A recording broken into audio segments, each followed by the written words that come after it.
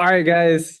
Welcome to the what is it? The third meeting of 3D MA this this semester. Today I'm going to be teaching you guys how to animate rain in Blender.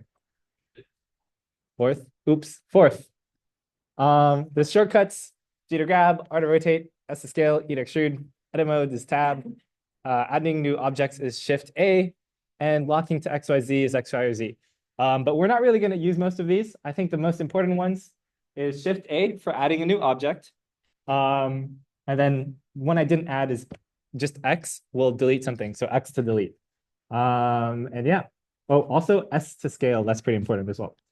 So the techniques that we're going to use today in our Blender tutorial is going to be the dynamic paint physics property. What it basically does is it creates a dynamic canvas, and dynamic means that it's going to move over time. And we're going to make a dynamic brush, which we're going to use to kind of paint some waves onto some surface. So if I could find the spotlight, wrong one. Oh, it's down here. Turn on laser pointer. Yeah. So kind of what we see here is if we had like some kind of rain water droplet, we want it so that if this water droplet hits this water surface, it's kind of going to splash and make some waves. So we're going to use this kind of dynamic canvas to act as that like place you can draw some waves on, and it'll update it for us automatically because Blender is nice like that. So step one, let's open up Blender. First thing we should do is save your file because last week, I think some people crashed.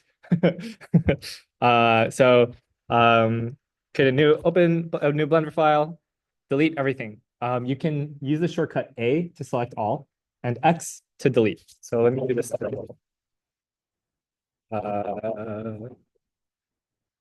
Blender.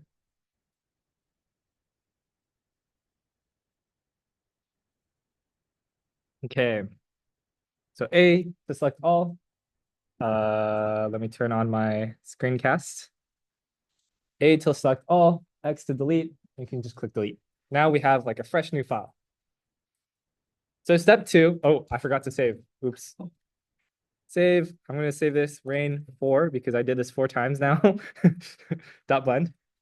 Perfect. And then keep on saving throughout so you don't lose your progress. So the first step is going to be to create your plane.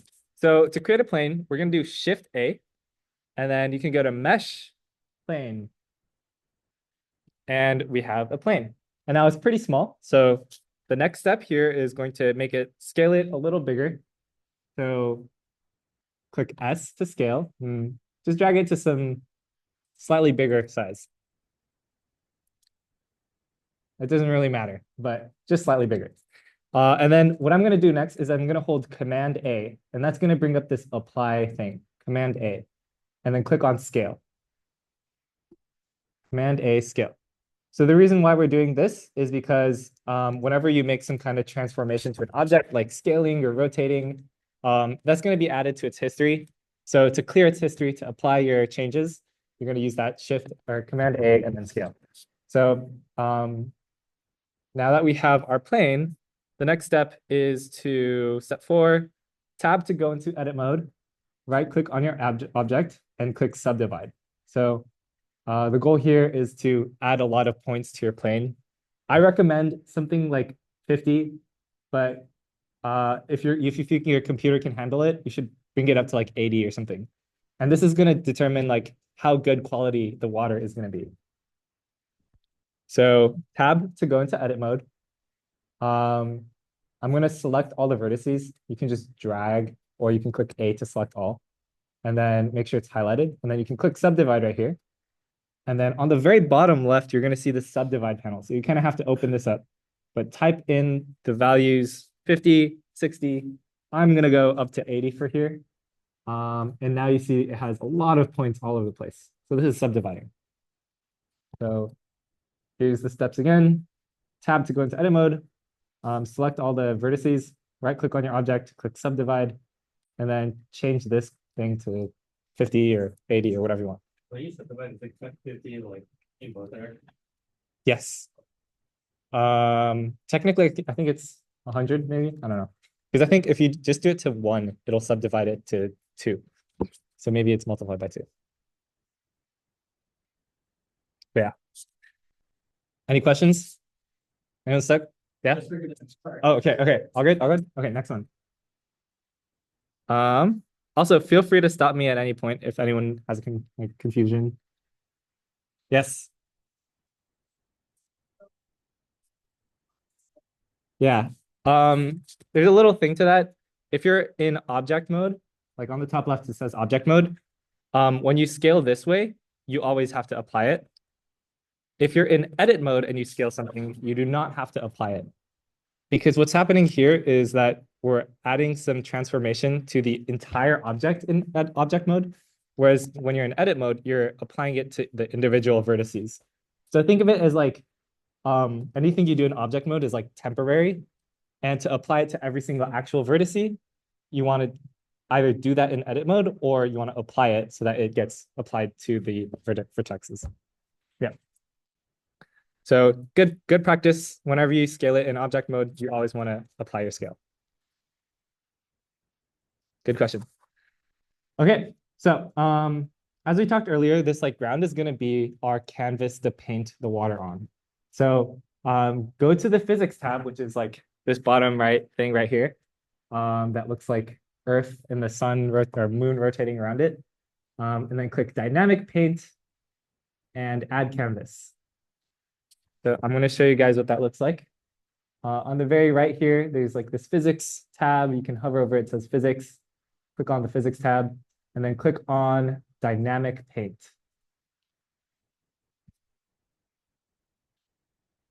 So when I click on dynamic paint, it'll give me this type canvas. This is what we want. And then we're going to click on add canvas. Hi. And then this is good. We don't have to really change anything here. But this will now be a canvas that we can paint our rain droplets on. All good? All good? Okay. Oh, there's one thing we do have to change. We need to set the surface type to a wave. So this tells the canvas that you're not going to be just a regular canvas to draw on. You're going to be a canvas that reacts like a wave. So I'm going to scroll down a little here.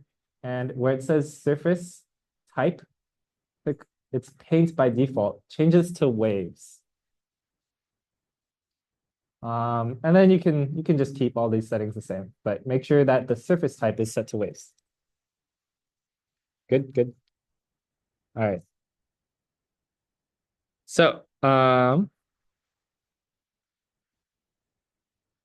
next step is going to be to make a little raindrop so that we can actually have some rain. So step 1, make sure you're not in edit mode anymore. I don't think you guys are. Just make sure this says object mode on the top left right here, object mode. And then Shift A to add an icosphere. So that's just like a sphere. So I'm going to do that right now.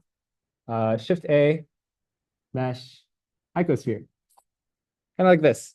And I'm just going to move it up. I'm going to press G, Z to bring it upwards. And so it's not like directly in the mesh or anything.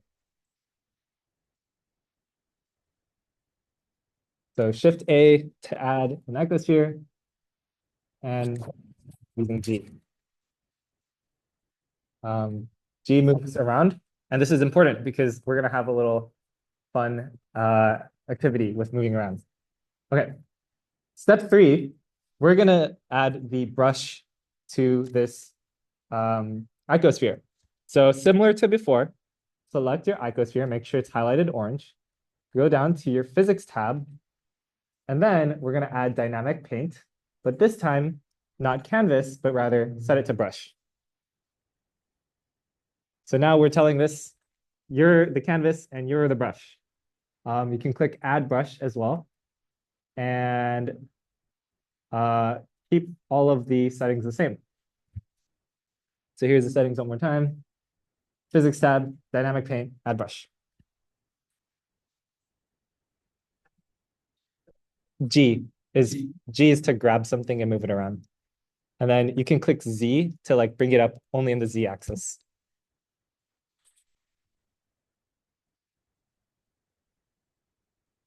All right. Now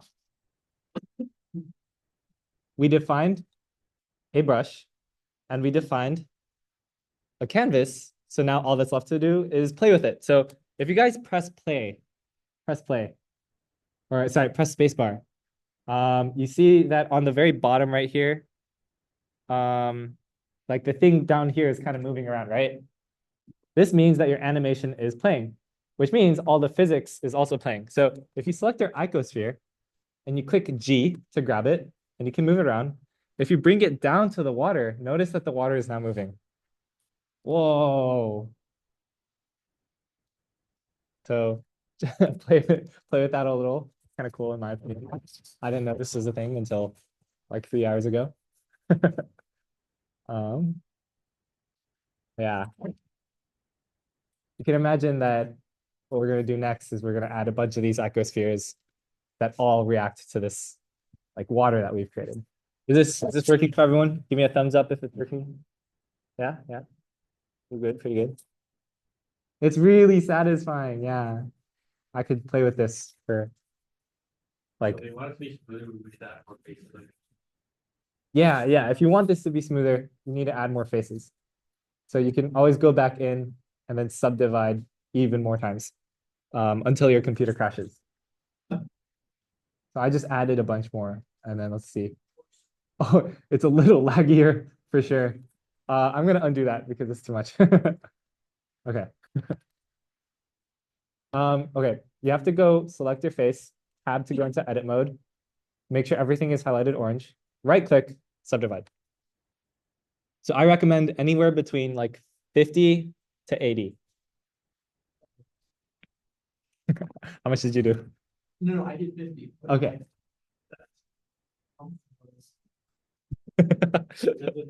Yeah, depends on your computer.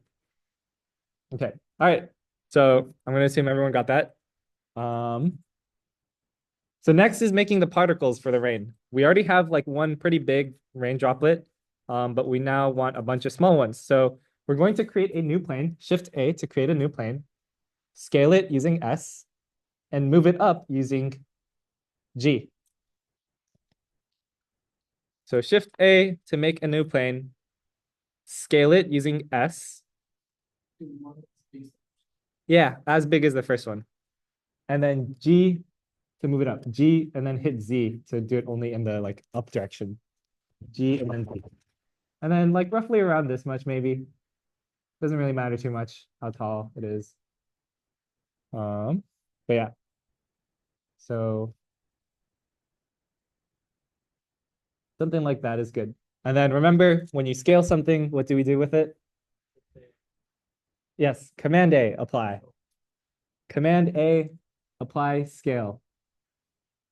Command A, apply scale. Good, good, good. Command A, apply scale. Command A, scale. All right. So once you got like kind of roughly equal size mesh right there, the next step is going to be giving it a particle system. So particle systems are a little complicated, but I think in this case, it'd be pretty simple. We just want to click the particles tab, which is right here. And then click the plus button up here to create a new particle system. And then I believe you click add particles, but let's try that out right now. Particles, bottom right tab, click on that. And then once you see this empty thing, click on the plus button on the top right. And oh, perfect. We have particles. So if you hit space again, you can actually see them kind of fall like water. So space bar is the pause and play button. Yeah. And in the settings here, there's going to be a couple of different settings that you want to change. The first one is the frame start. We don't want everything to start on the first frame. Notice how we have like a couple of seconds of no rain at all. So we want to kind of have this render everything out early. So I'm going to set the frame start to -50 here. So -50 for the frame start. And for the frame end, I'm just going to set it to 50. And then the lifetime, let's do 100. So -50, 50, and 100. So I have it as here as well. -50, 50, and 100. So now, the entire time we're gonna have like particles going up and down. Negative 50, 50, 100. You can set it to longer, of course, but it takes time to render anyways. So I'm gonna set it to just 50. Okay. Any questions so far? All good? Lifetime means how long each particle stays on the screen. So say it gets spawned in at frame negative 50, it's gonna die on frame 50 because that's 100 frames.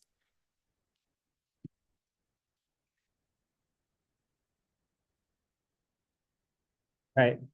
So the next step is to bake. Not like bread baking, but rather we're like saving this animation instead of calculating everything as we go. We're just gonna calculate everything and save it to memory so that we can save on computation power. And it's under cache right here. So where you just set negative 50, 50, 100, underneath there's this cache button. Click on this, open it up, and then you can just click bake. And it should take only like half a second. All good. So back to here. If I scroll down a little, click on cache, and then hit bake, it will bake everything. And now we save on computer power. So now it should be faster in case you had a lot of particles or something. By the way, you can add more rain particles by changing like the number and stuff. But each time you want to change the settings, you would have to delete your bake and rebake it. Any questions on that? Baking? Okay, very cool, very cool. So now that we've baked our animation, we want to set the particle to the icosphere that we just made earlier. So the raindrop, right? So under the render tab, we can select the icosphere. So over here, we can keep the cache open, scroll down all the way to render, click on that one. Right now it's a halo. I don't know what that is. Set it to object. And the instance object, you can click on this like eyedrop tool and then just click on your raindrop like this. And now you see the water droplets are a lot smaller, but they definitely look like the icosphere we just made if you zoom in. What? Yeah. Any questions? Here are the steps again. So go to your render panel and change it to object and set object scale. And then also do this one, uncheck show emitter. Basically, your plane right here, the top like square, it acts as an emitter that emits particles. And we don't want that to show up. So we're just gonna unclick show emitter. And now we would not see like an awkward cube in the sky. So make sure you uncheck show emitter. All right, good, good, good. Any questions? All right. Okay, so next one. Notice that when you click space, like the water droplets aren't affecting our thing down here, even though our actual thing causes waves. So what we're gonna do is we're gonna add a paintbrush to the particles. So in the steps, we want to select the plane, go to our physics tab, add a new dynamic paint, and set it to brush, and set the paint mode to particle system. And yeah, so I'm going to do that right now. So make sure you select this top plane, go down to the physics panel right here, click on dynamic paint, and set the canvas type to just brush. And we can click add brush. We're following? Yes? Okay. And now that we added a brush, instead of the source being a mesh volume, we set this to particle system. So we're telling Blender that don't use the plane as like a physics object, use the particles instead as the physics object. And then once you do that, make sure right here, we click on particle system and we select the particle system that it's attached to. And now when you press space, it should actually affect each one like that. So if you need a refresher, here is kind of all the steps that I laid out. But if you still don't know, then let me know and I can redo the steps. Okay. I'm gonna go over the steps again.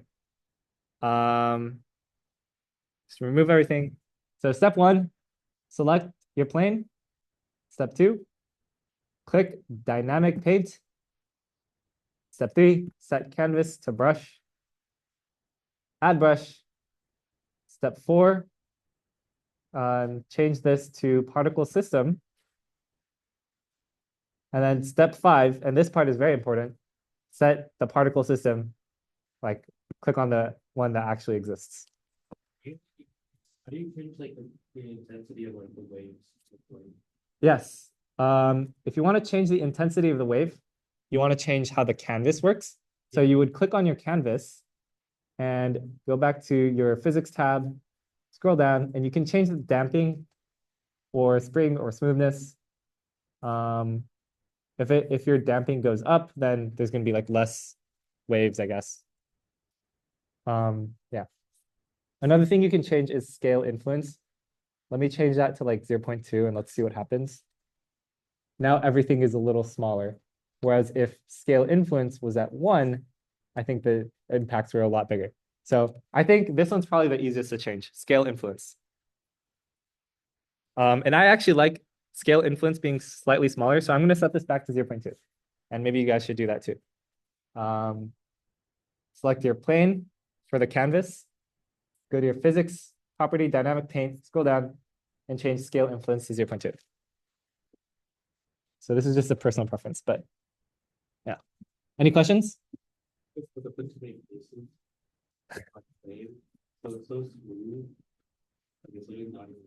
How many subdivides did you do?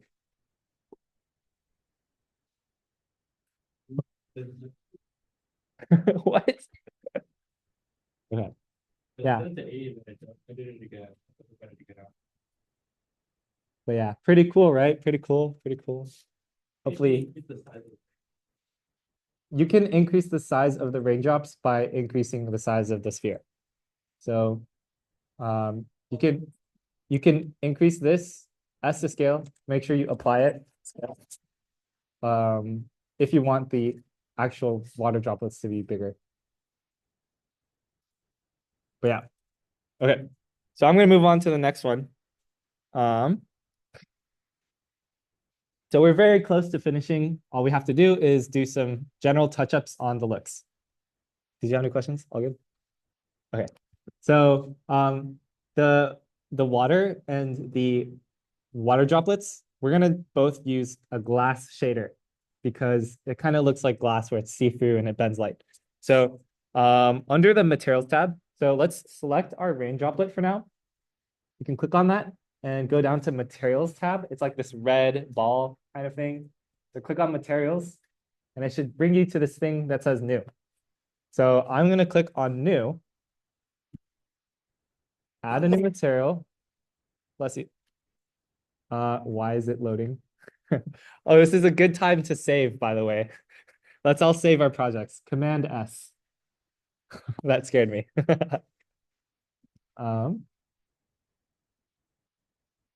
What happened? Okay, it's thinking. It's thinking. So we added a new material, but right now it's a principled BSDF, whatever that is. So let's click on this surface. It'll take us to some big, scary list. Look for the one that says glass, which would be at the very top. So glass up here. I'm going to do that again. So click on new material. Click surface, principled BSDF. And then click on glass. Good. Glass. And then, yeah. Yeah. So select your sphere, click new, and then click surface principled BSDF glass. Sorry. Yep. And then change the roughness to 0.1. So we want it to be like mostly not rough at all, but just a slight bit rough. So you can see a bit of like light reflecting off of it. Okay, so make sure your roughness is at 0.1. And we're gonna do the same exact thing with the plane. So next, select your canvas, the plane at the very bottom. Click New, go over the same steps, principled BSDF, change that to glass, and set this roughness this time. I'm just gonna do it all the way down to 0. So give your canvas a new glass material with roughness 0. All good? Any questions? Any questions? Okay. And then notice how like when we play stuff, like the surface is not really fully smooth.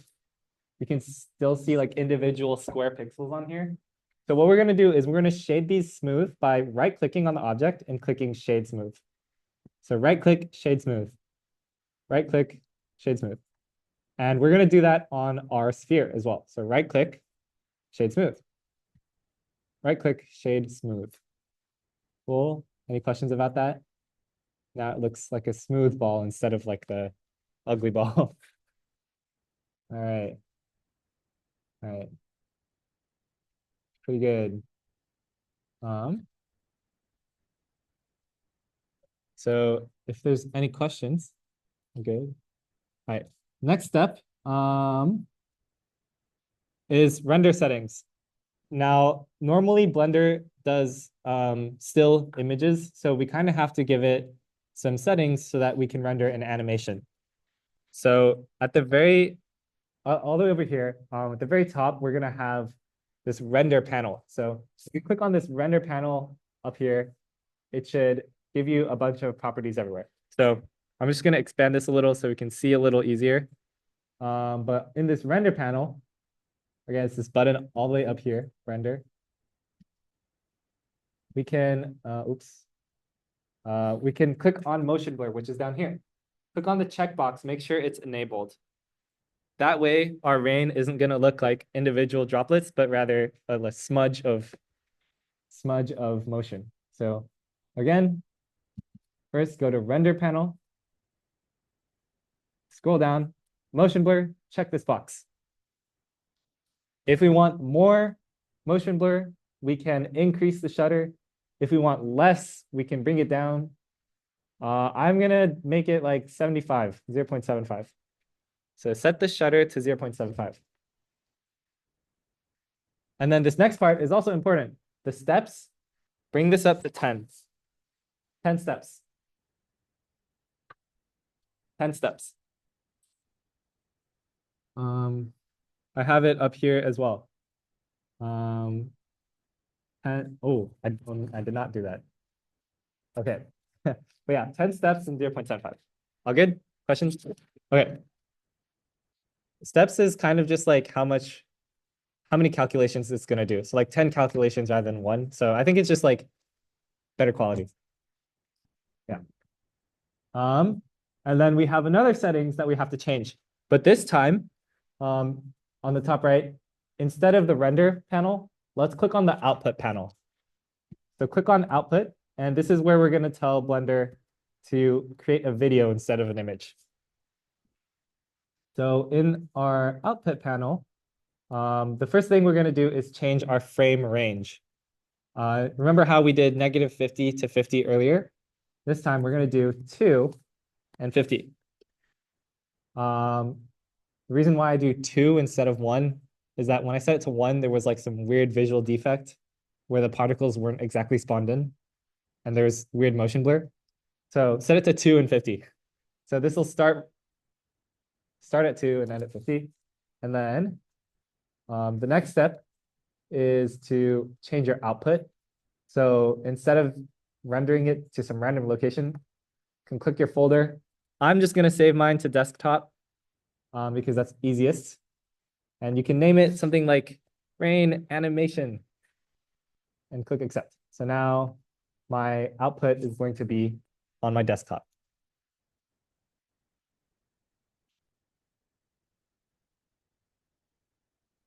Okay. The next thing is to 250 output, change the file format to FMPEG video. So it should be PNG or something by default. Change it to FFmpeg video. So I'm going to do that as well. FFmpeg video right here. And then the next step is to change the encoding container also to MPEG-4. So down here, open this encoding thing. Right now it's Matroska. Click on that, change it to MPEG-4. This is in the encoding section. You have to like click on the encoding thing to open it. And then that should be all the settings. So just make sure you have all of these on the right side change. Anyone need help finding them? All good, all good. Nice, nice. I see some thumbs up. Nice. Okay, we're almost there. We have to like look at our stuff. So we have to create a new camera. So Shift A is the shortcut to make a new object. If you scroll down, there's like a camera thing. So click on camera. Shift A, add a camera. And then we want to move this camera around so that we can see everything. So there's this magical button up here that says toggle camera view. So at the very top right. So click on this and it should bring you into the camera's perspective. And it should look very weird because we haven't moved the camera yet. The next step is to click on this lock that's right below that button. So we need to turn the lock on. So it should look locked. If you have an old version of Blender, you do not have a lock. Wait, really? Are you clicked on the... Okay.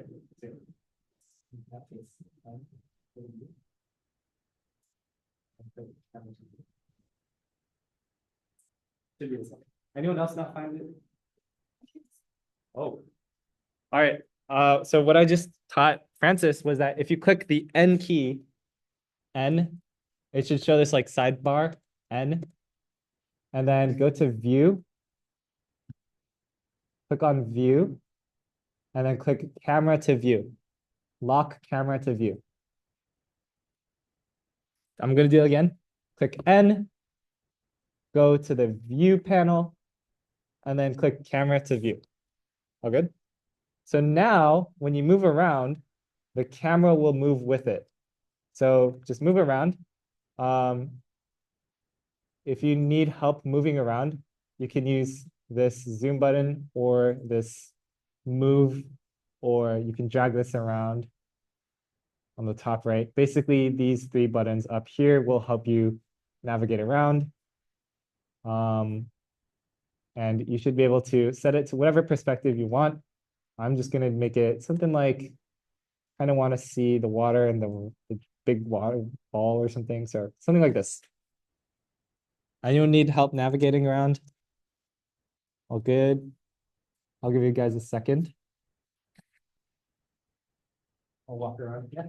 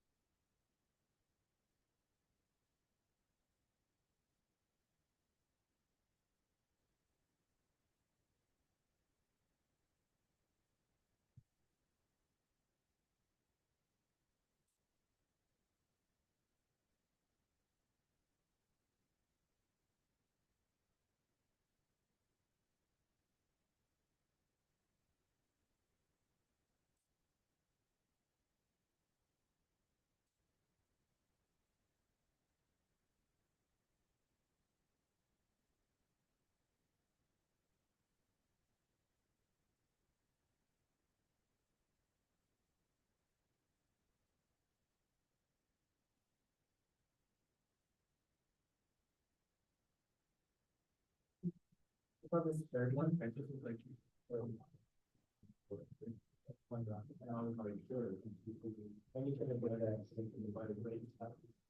look it up.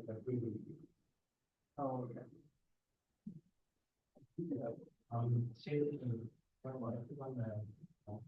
While we wait for how do you make it bigger? How do you make it bigger? I just didn't look at mine. Or I've seen create like the Beautiful, you already can stare at. it's like oh, so they're like Oh, no, you're good. it's like yeah, so there's like this effect solid radius. And usually because it's like so low, it basically wasn't estimated. Okay, so if you click on this third one, it should bring it to preview mode up here. Oops. This third one is preview, second was solid. So we're gonna go into preview and you can see kind of what it's gonna look like. Feel free to press play and you can see the animation as well. Now, the next step is to find an HDRI. So an HDRI is just a big image, 360 degrees. So let's go to, you can look up HDRI Haven on Google. So I'm going to do that right now. Google HDRI Haven. Click on the first one. And it'll take us to a bunch of free images. I love free stuff. I should. So maybe look for one that's kind of like a rainy sky. So I'm going to click on outdoor and go to forecast or wherever it is. Overcast. And try to find one where like the ground is like, there's an actual ground. Like don't do the ones where the ground looks like water or something. So I like this one, the one that says Canon. This is kind of sick. I like this. It's outdoorsy and there's clouds. So make sure you're selected HDR and then you can click download and then make sure you know where your file is. So choose a nice looking background.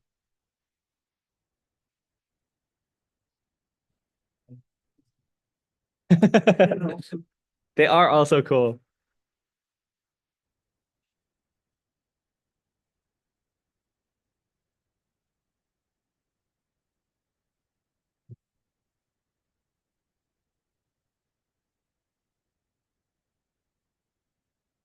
Download it, yep.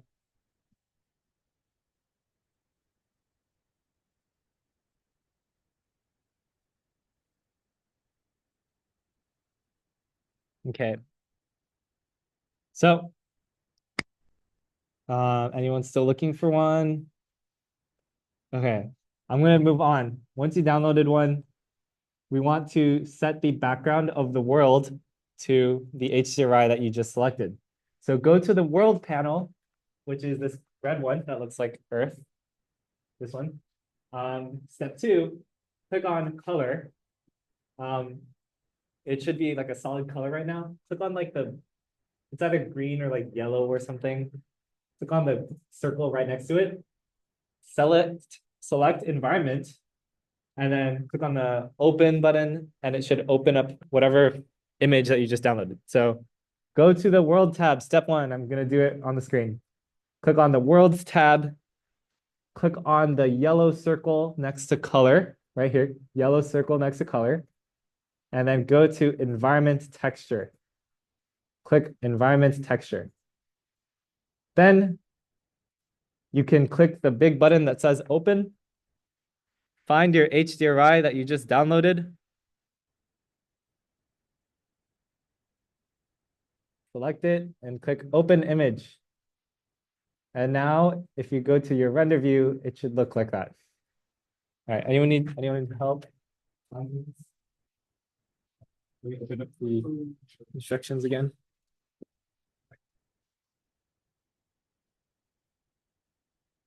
Wow, wait. That's a good answer.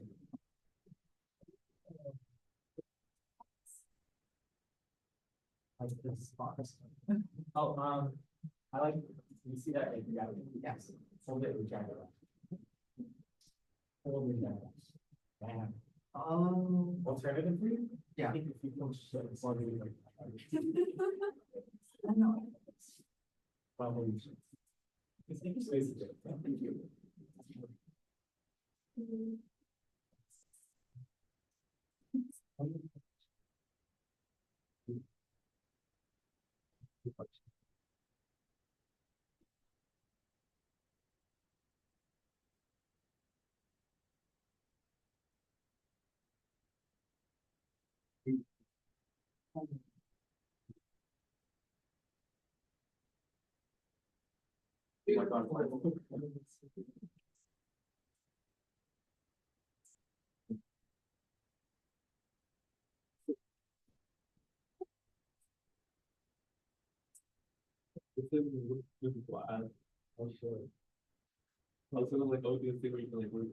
Oh, you know what? It's not in services.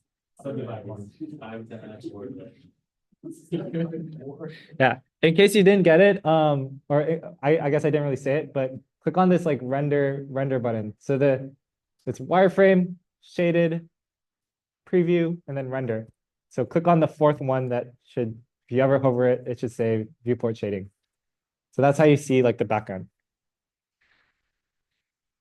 Okay.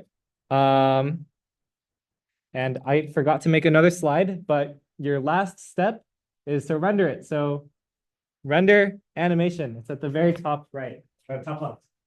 Render animation. Click on that. And your animation will render out. And it should be on your desktop or wherever you set it to save.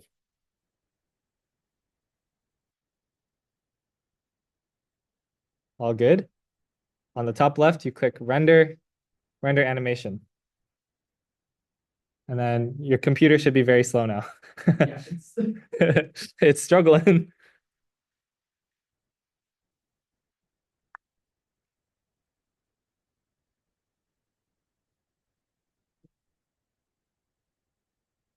Mine is still going. Oh, let's go. So I'm gonna go to my desktop because I'm pretty sure that's where I saved mine.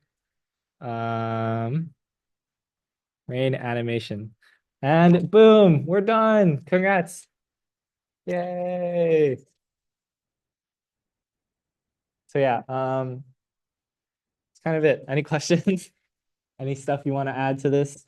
Something I found pretty fun was like if I wanted to make a